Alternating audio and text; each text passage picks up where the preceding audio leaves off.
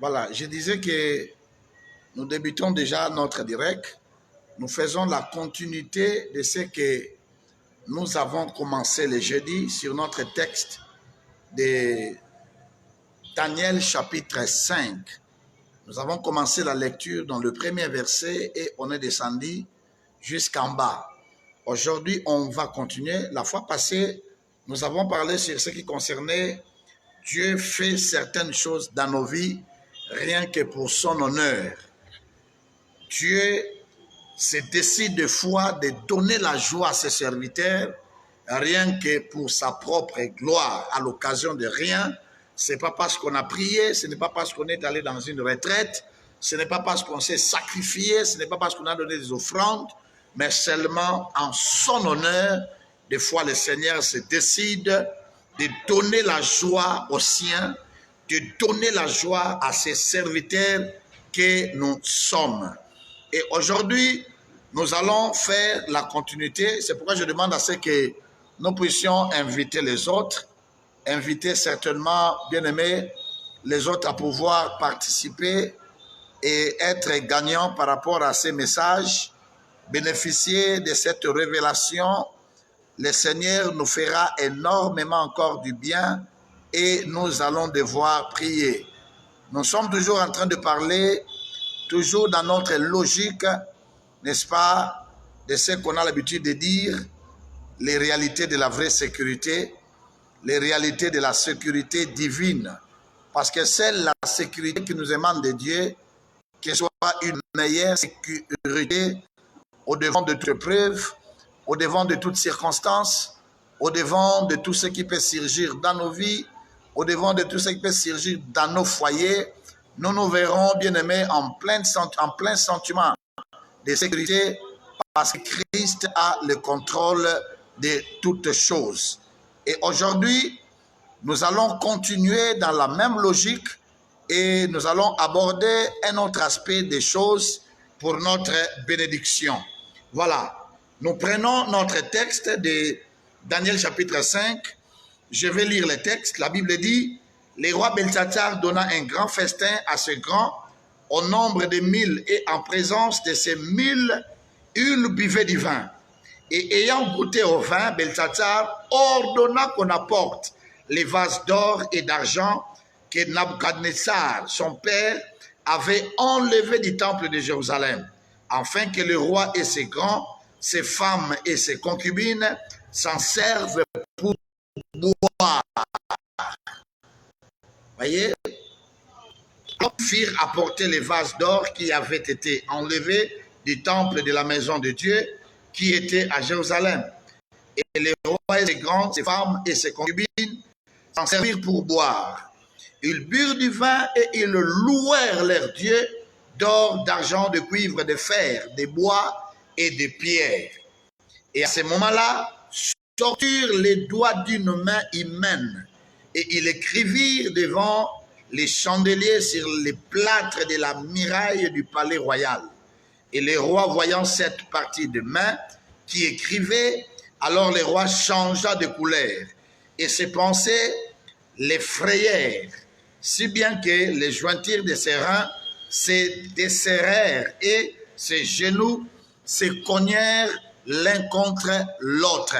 Voilà, bien-aimés dans le Seigneur, notre intervention de ce soir. Nous serons basés sur ce texte de Daniel chapitre 5. Nous avons lu à partir du premier verset jusqu'au verset 6. La Bible dit, le roi Beltsatsar donne un festin aux siens. Il donne un festin aux gens qui travaillaient avec lui. Il donne un festin à ses serviteurs rien que pour les honorer. Nous avons dit à l'occasion de quoi? À l'occasion de rien.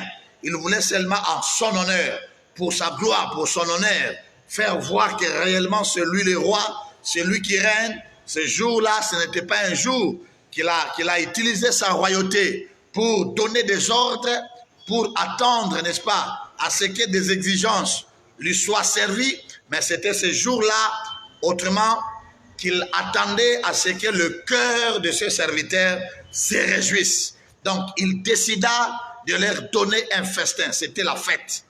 Nous avons dit là-dessus que notre roi dans les ciels, lui aussi également, lui qui a des moyens pour sa gloire, pour son honneur, ça plaît à notre Dieu de nous voir heureux, de nous voir dans la joie. Et nous avons dit qu'à partir de ce temps où nous venons de commencer, jusqu'à ce qu'on termine cette année, le temps de deuil est fini. Nous avons annoncé l'inauguration d'un nouveau temps, les temps de consolation, les temps de miracles, les temps, n'est-ce pas, où le Seigneur va réjouir le cœur de ces hommes et ces femmes qui travaillent en son honneur, qui travaillent pour sa gloire dans sa maison. Bien-aimés, aujourd'hui nous allons continuer. La Bible dit que pendant cette fête, au moment où la fête continuait, qu'est-ce qui se passe? Le roi s'est donné la peine de boire du vin en présence de ses conviés. Il buvait paisiblement son vin, au lieu seulement de se limiter là, la Bible déclare, par les plaisirs que lui procura le vin.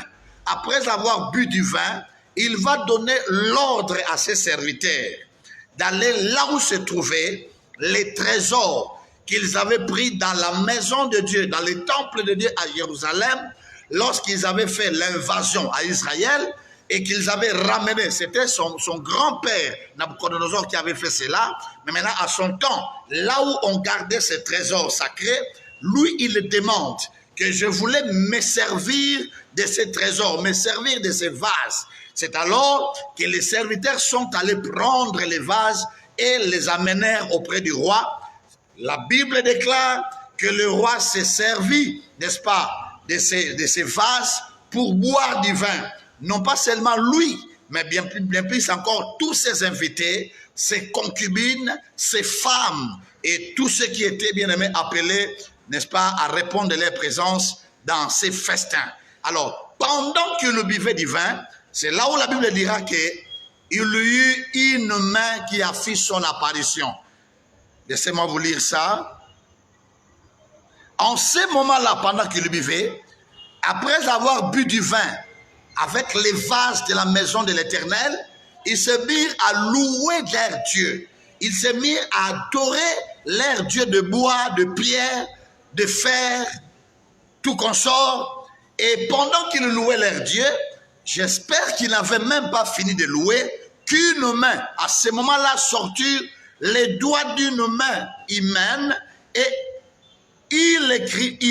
cette main-là était en train d'écrire devant les chandeliers sur le plâtre de la muraille du palais royal. Et le roi qui a vu cette main, la Bible déclare, ayant vu cette partie de la main, il s'est mis, bien aimé, dans la désolation, dans le désemparement. La Bible dira d'ailleurs qu'il changea de couleur et ses pensées l'effrayèrent, si bien que les jointures de ses reins se desserrèrent et ses genoux se cognèrent l'un contre l'autre. C'est là où je voulais dire quelque chose aujourd'hui. Qu'est-ce que je m'en vais dire aujourd'hui? La Bible nous apprend, pendant que le roi prend son vin, pendant que le roi fait réjouir le cœur de ses serviteurs, il n'y avait rien. En prenant son vin, tout était calme, tout s'est passé en gaieté. Il n'y avait rien qui pouvait effrayer ni le roi, ni ses conviés. Mais emporté par le goût du vin, emporté par la réjouissance du vin, le roi va demander quelque chose qui va lui coûter cher plus tard. Il lui demande qu'on aille lui prendre les vases de l'Éternel. Ces vases que son grand-père Nabucodonosor avait ramenés de Jérusalem vers Babylone lors de leur invasion en Israël.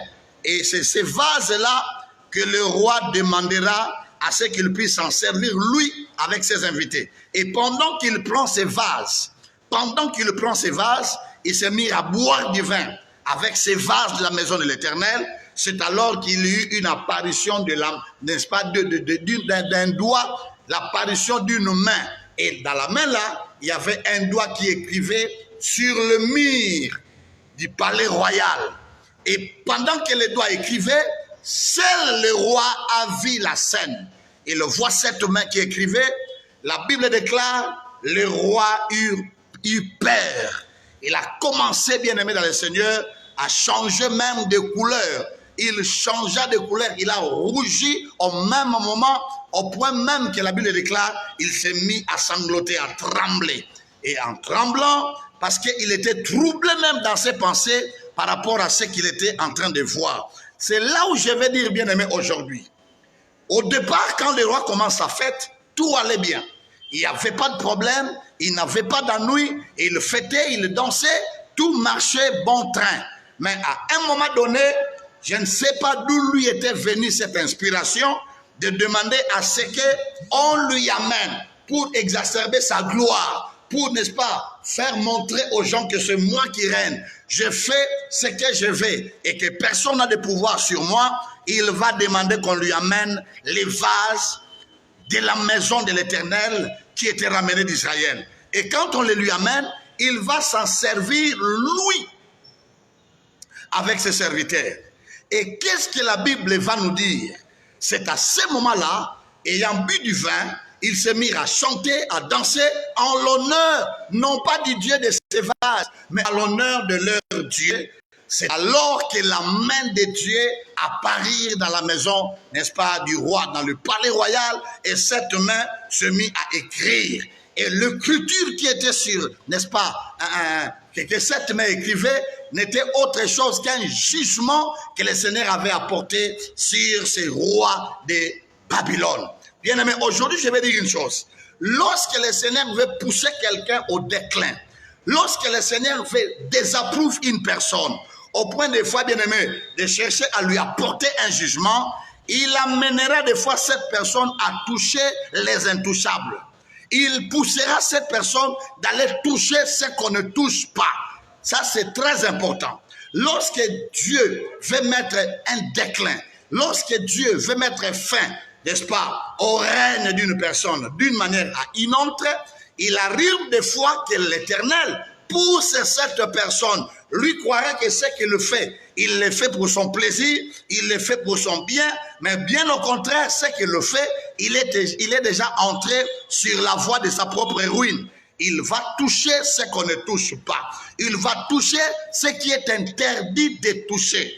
Les vases qui étaient dans la maison du trésor, là où il cachait ces vases, étaient des vases qu'on avait emportés du temple, pas du palais royal, du temple qui était à Jérusalem, et ce temple, c'était le temple de Dieu. Or, dans le temple de Dieu, tous les ustensiles qu'on utilisait dans ce temple-là, avant que cela soit utilisé pour la gloire du Seigneur, c'était déjà consacré. On appliquait l'huile sur ces vases, on les avait consacrés à l'usage unique de l'Éternel. Alors, laisse-moi te dire, bien-aimé dans le Seigneur, c'est à ces choses-là que personne n'était censé toucher, que ce roi est allé toucher. Il n'était même pas un juif, il n'était même pas un enfant, n'est-ce pas, de la maison d'Abraham, bien plus encore un païen, un adorateur, un idolâtre.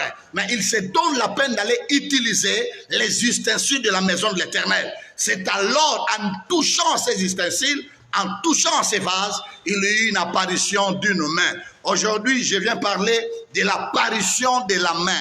Laisse-moi te dire, très cher bien-aimé, enfant de Dieu, serviteur de Dieu, nous n'avons pas à lutter nous-mêmes. Pourquoi? Parce que je suis venu te dire, pour que tu le saches également, que nous, dans la maison de l'Éternel, nous sommes des vases. C'est comme ce que Paul disait à Timothée. Nous sommes dans une maison, il n'y a pas que les vases, n'est-ce pas, d'or, il n'y a pas que les vases de terre, il n'y a pas que les vases de bois, mais il y en a aussi des vases d'or et d'argent. Et nous, aujourd'hui, dans la maison de Dieu, nous sommes des vases. Nous sommes des ustensiles que Dieu utilise pour sa gloire. Alors, Beltsatsar, lorsqu'il a vu que le vin était bon, au lieu de continuer sa fête, lui, il trouve mieux d'aller utiliser, à toucher aux histoires qui étaient intouchables, aux histoires qui étaient à l'usage de Dieu seulement. Et ayant touché à ces ustensiles du temple, un jugement, bien-aimé, s'était abattu sur lui. Une main apparaîtra et cette main va se mettre à écrire sur le mur. Je suis venu seulement dire un mot à quelqu'un. Bien-aimé dans le Seigneur, j'annonce, je suis venu annoncer, parce que quand nous remarquons cette histoire de coronavirus que le monde a connu aujourd'hui, Cela semble commencer des fois aussi à toucher là où on ne touche pas. Aujourd'hui, toutes les églises, il n'y a plus de culte. Aujourd'hui, dans toutes les églises, il n'y a plus le réunion des enfants de Dieu. Cette adoration qu'on a l'habitude d'offrir à Dieu en masse. Cette adoration qu'on a l'habitude d'offrir à Dieu, bien-aimé, avec une grande multitude.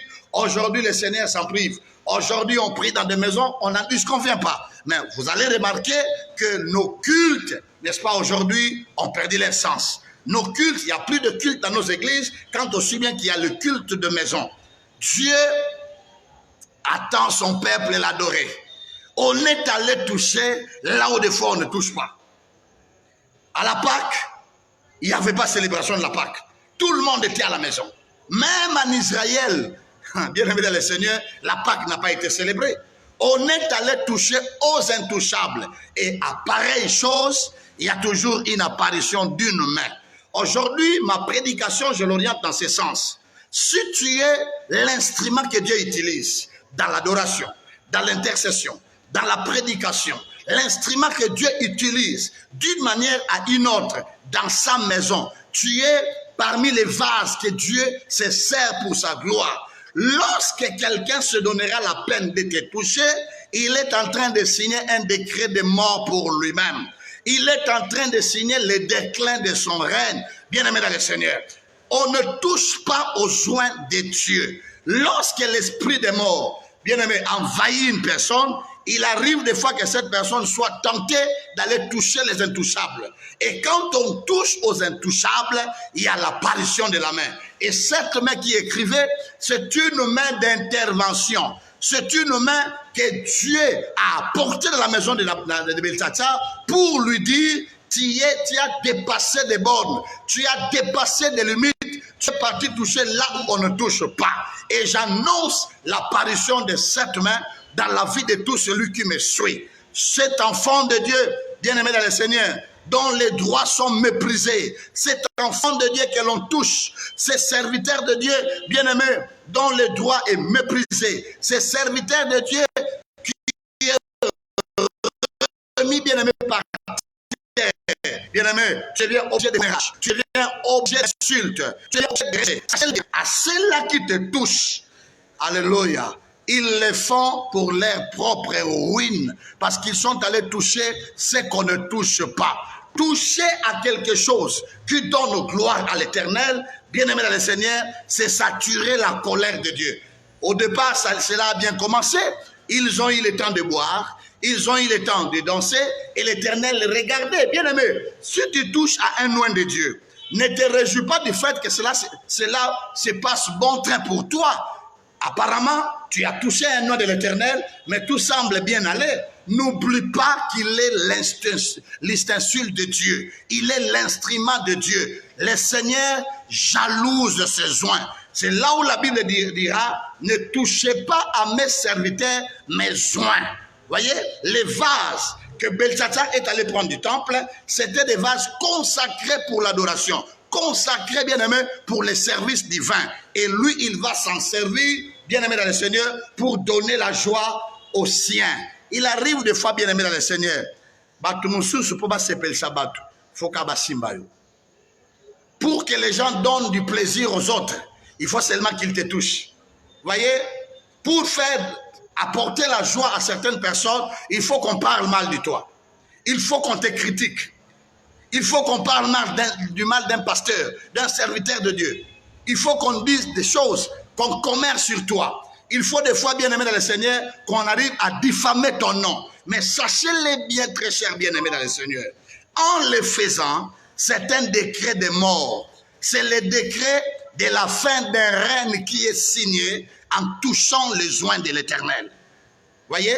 Et moi, je suis venu dire, parce que cette histoire, on en a marre, on est fatigué. On doit rester à la maison jusqu'à quand? Que la main de l'Éternel apparaisse. Aujourd'hui, à n'importe quel coin où ton nom sera prononcé à mal, je suis en train d'annoncer le jugement de Dieu.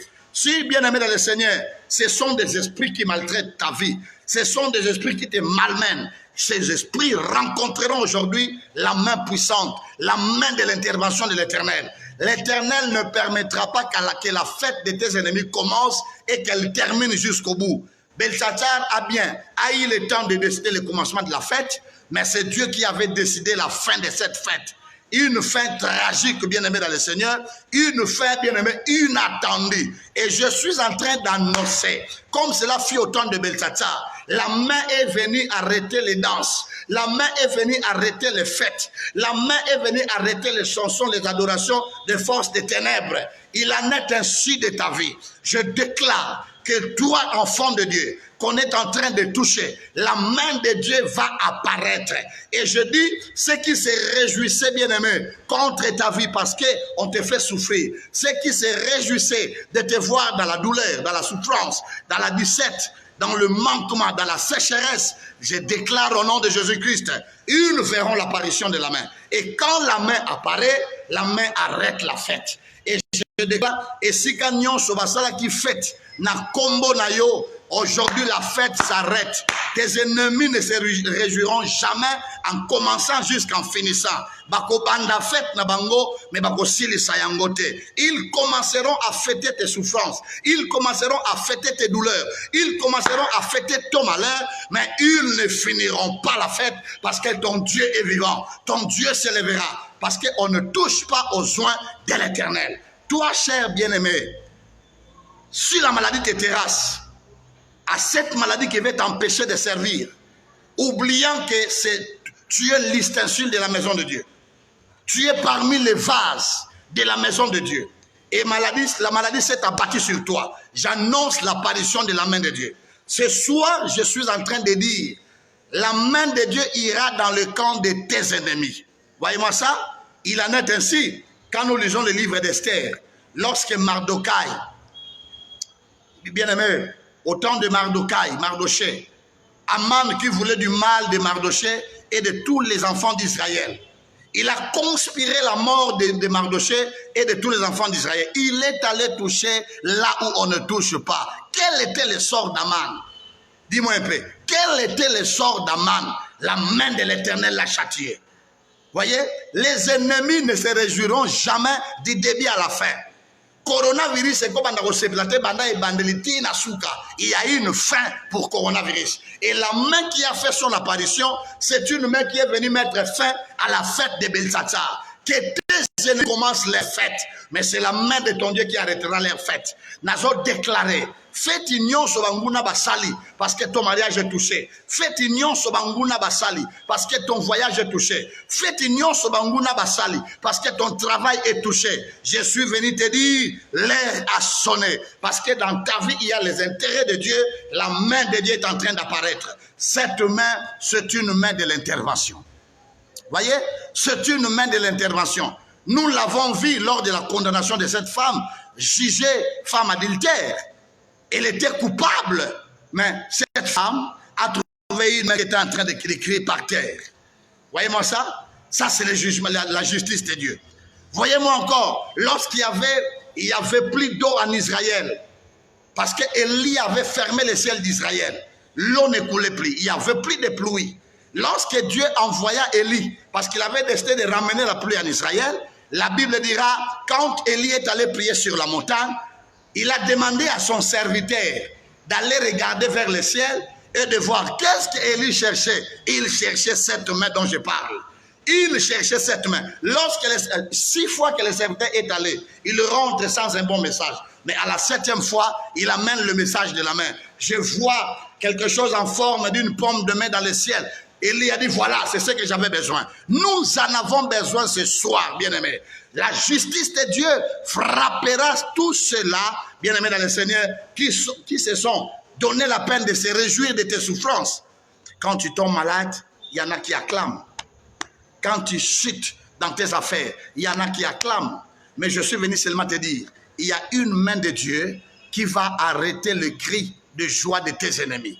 Si tu me dis un amen ou bien, cette année tu verras, jusqu'à ce qu'on arrive à la fin de l'année, ces gens-là qui se réjouissaient parce qu'ils te voyaient dans la souffrance, ils te voyaient dans certaines faiblesses, ils te voyaient dans des difficultés et cela faisait leur joie. Je te dis, bien-aimé dans le Seigneur, la main de Dieu va apparaître pour arrêter la fête, pour arrêter, bien aimé, les danses, pour arrêter les chansons dans le nom de Jésus-Christ. Si tu me dis un amen, cette année, la main de Dieu, bien aimé, entrera. Qui pouvait entrer dans le palais royal si ce n'était que les invités? Mais la main de Dieu n'avait pas besoin d'une invitation. Pour que la main de Dieu entre dans la maison de tes ennemis, il n'y a aucune barrière. Il n'y a aucune barrière. Quand Dieu décide de faire justice à ses enfants, parce que la main de Dieu est venue faire justice aux ustensiles que Belsatsar avait touchés. Vous remarquerez, lorsque Daniel va interpréter les rêves, interpréter la vision, il lui dira clairement, tu t'es montré orgueilleux, Belsatsar, parce que tu es parti toucher aux ustensiles du temple de l'Éternel. C'est ainsi que l'Éternel a décidé à porter un jugement contre toi. Voyez-moi ça? Parce qu'il est allé toucher aux ustensiles. Au lieu de se plaindre, on ne va pas se plaindre. Comme on va se plaindre, combo na yo, va se plaindre la faiblesse na yo, va se plaindre la passe na yo. Je déclare au nom de Jésus, la joie de tes ennemis n'ira pas jusqu'au bout. Les chansons de tes ennemis n'iront pas jusqu'au bout. Je te déclare que la main de Dieu est en train d'opérer pour faire son travail dans ton camp, pour faire son travail en ta faveur. Les ustensiles étaient là. Des fois, nous avons bâti caca. Ils ont eu ça. Ils ont utilisé. Des fois, le Seigneur nous laisse au bon gré de nos ennemis. C'est comme si on n'avait pas quelqu'un qui pouvait prendre notre parti. Mais l'Éternel était en train de regarder. Il laissait avancer, avancer. Même si tu vois tes ennemis avancer dans ce qu'ils font contre ta vie, ne t'inquiète pas. L'Éternel va se lever. Voyez-moi ça. Même si apparemment tu constates que ça a l'air réussi, c'est que tes ennemis veulent de ta vie. Apparemment, il n'y a rien, bien aimé, qui les empêche de faire ce que leur cœur médite contre toi. Ils avancent dans leur mauvais plan sur ta vie. Mais laisse-moi te dire, et ils commencent. Mais c'est l'Éternel qui vient en dernier. C'est l'Éternel qui vient en dernier. Et quand il vient avec sa main. Cette main de Dieu a arrêté les danses. Je déclare que la main de l'Éternel dans ta vie arrête les danses dans les camps de tes ennemis. Que la main de l'Éternel, s'il y avait des gens qui dansaient parce qu'ils te voient chômeur, il y a des gens qui dansent parce qu'ils voient dans votre maison, bien que vous soyez mariés, il n'y a pas d'enfant. Ils en font, bien aimé, n'est-ce pas, un morceau de musique, un temps de danser, de se réjouir. Ils prennent même le vin. Pourquoi? Parce que toi, tu es dans la douleur. Laisse-moi te dire, le jugement ne viendra pas de la terre, mais le jugement était venu du ciel. Je suis venu te dire, très cher bien-aimé, l'air a sonné où les choses vont tourner. La joie de tes ennemis, l'air sera ôté et tes plaies seront converties à une joie. Si tu me donnes un amen bien, je suis en train d'annoncer un jugement de Dieu contre tous ceux-là qui voulaient te faire du mal, contre tous ceux-là qui conspiraient contre ta destinée. Reçois cette bénédiction ce soir dans le nom de Jésus-Christ. Reçois cette bénédiction au nom puissant de Jésus-Christ de Nazareth. Rien ne peut empêcher ton Dieu d'accomplir son plan dans ta vie. Il est celui qui arrête les fêtes de nos ennemis. Ceux qui se réjouissaient parce que tu as perdu ton emploi. Bientôt là, c'est la fin de leur fête. Leur fête n'ira pas jusqu'au bout. Ça s'arrête. Et là, j'annonce l'apparition de la main de Dieu. Je suis en train d'annoncer l'apparition de la main de Dieu dans les camps de ces gens-là qui chantaient, qui dansaient pour ton malheur, à cause de tes souffrances. Et le temps vient où c'est l'Éternel qui veut te donner la fête. C'est l'Éternel qui veut t'apporter la joie, le bonheur. Et ça au nom de Jésus. As-tu compris cela?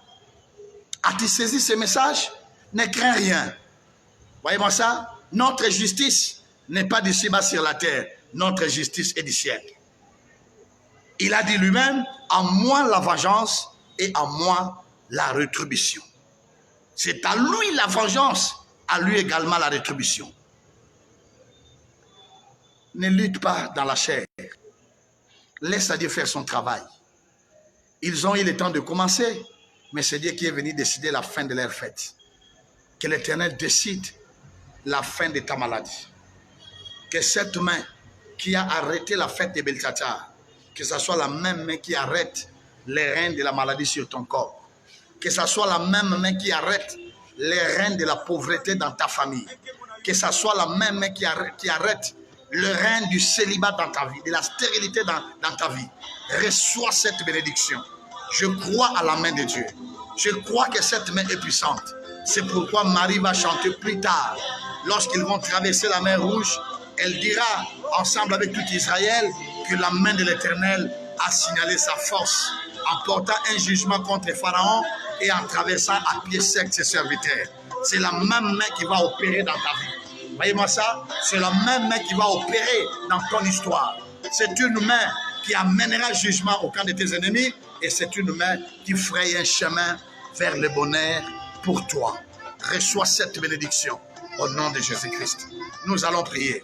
Seigneur, nous croyons de tout cœur que ta main opère à notre faveur, que ta main est miraculeuse, que ta main nous fait du bien, que ta main, Seigneur Dieu de gloire, apporte un jugement dans le camp de nos ennemis. Seigneur, ils ont eu le temps de commencer les fêtes, mais c'est toi qui décides d'arrêter les fêtes de nos ennemis. Ceux qui se réjouissaient nous voir pauvres, la main de l'Éternel, Seigneur Dieu de gloire, cette main qui avait signalé sa force au temps de la traversée des enfants d'Israël, au devant de la profondeur de la mer Rouge, et qui avait fait noyer Pharaon et son armée, elle est la même main qui apportera jugement contre ceux-là, Père éternel, qui outragent tes serviteurs, qui outragent tes enfants, qui outragent ton église. Père de gloire, je déclare la fin du règne du coronavirus au nom de Jésus. Je déclare la fin du règne des ténèbres sur toute l'étendue, Père éternel, du monde entier. Au nom de Jésus-Christ de Nazareth, c'est toi celle qui règne à jamais. C'est toi seul, Jésus, dont le règne est à perpétuité. Car la Bible dit, à toi appartient l'honneur, la gloire, la louange, aujourd'hui, demain et à jamais. Au nom de Jésus-Christ, notre Maître, nous avons prié. Ainsi nous disons Amen. Voilà, gloire au Seigneur, très chers bien-aimés. C'est ici que nous clôturons notre programme de ce soir. On a parlé de l'apparition de la main de Dieu qui vient pour arrêter la fête que les ennemis ont commencée. Ils ont commis une grave erreur d'aller toucher là où on ne touche pas. Te toucher, c'est mettre fin à leur propre vie. Te toucher, c'est mettre fin à leur propre règne. Alors, à tout celui qui se voyait lésé parce qu'il est menacé, parce qu'il est attaqué, parce qu'il est touché, ceux qui te touchent rencontreront dans leur vie la main d'Élohim. Restez bénis par cette parole. Quant à moi, on va se revoir, n'est-ce pas, le dimanche à 10h30, comme nous en avons déjà l'habitude. Ça sera la suite de ces messages parce que Dieu est le Dieu des interventions divines. Il permet qu'on nous touche, mais il descend en dernier. Voilà. Que le Seigneur vous bénisse. Notre rendez-vous est fixé, bien sûr, comme je l'ai dit, le dimanche à 10h30. À tous ceux-là qui ont suivi cette vidéo, vous ferez mieux de le partager aussi. La partager aux autres. Faites-en de manière massive, qu'il y ait plusieurs personnes qui bénéficient de ces messages pour réconforter également leur foi. Soyez bénis dans le nom de Jésus-Christ, notre seul Maître. S'il ne revient pas encore et qu'il nous laisse encore en vie, on se voit les dimanches. Ciao, bye.